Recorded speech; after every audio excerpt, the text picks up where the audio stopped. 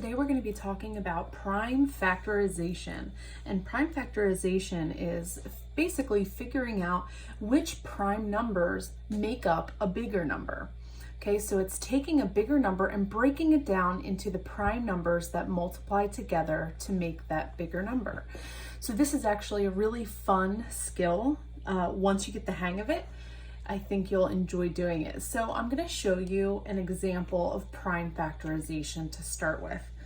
And what I have right now is I have a black marker, I have a red marker, and I have a blue marker. Okay, so I'm doing this by hand. You'll probably be doing most of this on the computer. So I just want you to get used to these three different colors because we're going to use them for our prime factorization. So the first example that I'm going to use is the number 8, okay? So we want to break down the number 8 into all of the prime numbers that multiply together to make it. And what I mean by that is this. I'm going to show you.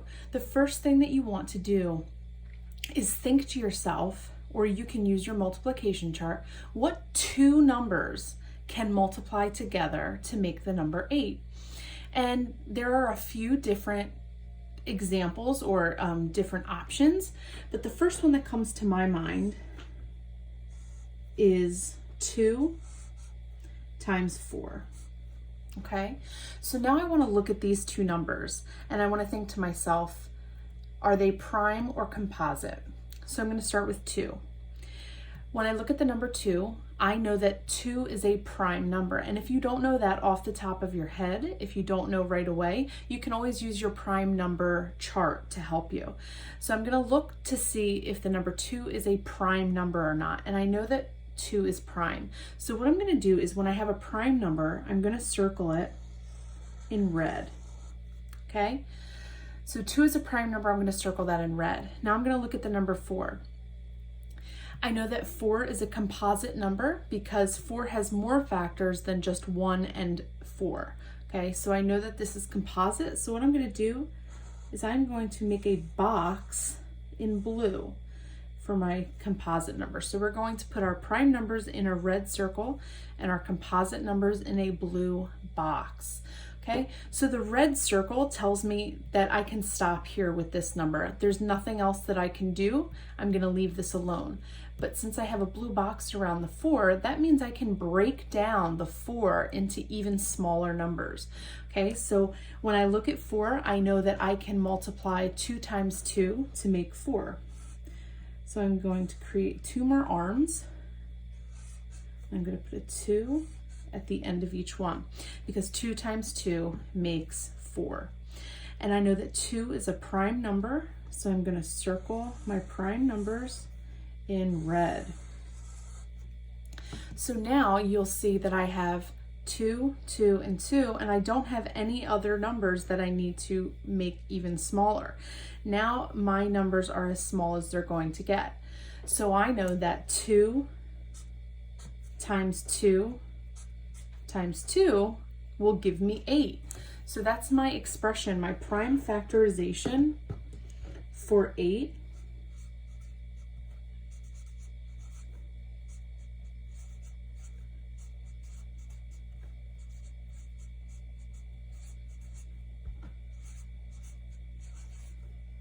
The prime factorization of 8 is 2 times 2 times 2 because those are the smallest numbers that multiply together to make 8.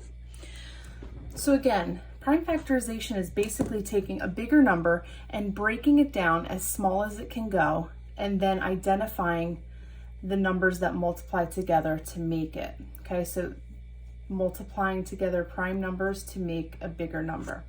All right, let's do a couple more examples. Okay, so let's work on the number. I'm going to turn my paper this way actually. Let's work on the number 30. Okay, so I'm going to put 30 at the top. This is the large number that I want to break down. I want to find the prime factorization of the number 30. So my first step is I'm going to look at my multiplication chart and I'm going to find the number 30 in there. Okay, and I'm going to find the number 30. I'm going to figure out what two numbers could possibly multiply together to make 30. And I know that two numbers that I could multiply together to make 30 would be 3 times 10. So now that I've figured out a multiplication pair that would make my big number, I'm going to identify if each number is prime or composite. So I'm going to look at the 3 first, and I know that 3 is a prime number. So I'm going to circle it in red. I'm circling it in red, and that means that this is as small as this number is going to get. I'm not able to break this down into any other numbers because 3 is a prime number. But 10, I know, is a composite number. So I'm going to put a blue box around the 10. And the blue box tells me that I can break this number down even further. So I need to think of two numbers that can multiply together to make 10. And I know that 2 times 5 makes 10. So now I need to identify if each of these numbers is either prime or composite. 2 I know is prime, so I'm going to put a red circle around it. And the number 5 is also prime, so I'm going to put a red circle around that. So now you'll see that we have no blue numbers to break down even further. Now we're left with 3 prime numbers. So these are the prime numbers that multiply together to make the number 30, right? Because 3 times 2 is 6, and 6 times 5 is 30. So the prime factorization of 30 is 3 times 2 times 5. Okay, so that is prime factorization. Let's do one more example because I want to show you that prime factorization isn't always going to look like this. Sometimes it's a lot bigger, sometimes we have more steps, and sometimes it's even shorter. So I'm going to show you a comparison. So if I were wanting to find the prime factorization of the number 22, I know that 2 times 11 makes 22, right? 2 times 11 equals 22. So now I'm going to see if these numbers are prime or composite. So I know 2 is a prime number, so I'm going to circle that in red.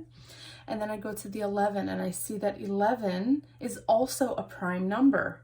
There's no two numbers that I could break 11 down into any further, right? There's no two numbers I can multiply together to make 11 except for 11 and 1. And that means it's prime. So 11 is also prime, which means that I can't go any further. It stops there, right? We have two red numbers, two prime numbers. So my prime factorization for 22 is 2 times 11, okay? So those are some examples of prime factorization. You're going to start off with some simple practice problems today, and then we'll gradually get a little bit trickier.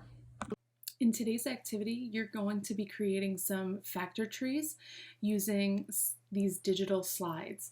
So here I know that my big number, the number that I want to find the prime factorization for, is 30, okay? And I see that 5 has already been placed for me. So what I need to do is figure out what number multiplies times 5 to make 30. So 30 is getting broken down into 5 and blank. So I know that 5 times 6 equals 30. So I'm going to take the 6 and I'm going to drag it over here. So now I have 5 and 6 make 30. 5 times 6 equals 30. But now I know since 6 is a composite number, you can see that it's in black here, so this is a composite number. I know that it can be broken down even further. So I need to think about what two numbers multiply together to make 6. So 30 broke down into 5 and 6 needs to break down into 2 more numbers. So I know that 2 times 3 equals 6, so I'm going to drag the 2 and the 3 into these spots. So now I have a complete factor tree. So what I want to do, the last step, is here in the expression box, I'm going to double click so that I get a text box, and I'm going to write the prime factorization. So I'm going to go with 5 times 2 times 3. So those are the 3 prime numbers that multiply together to make 30. And I can double check my work by thinking about it. 5 times 2 equals 10, and 10 times 3 equals 30, right? So that is your independent practice for today. You're going to have different numbers than this, but this is the basic process of completing this work.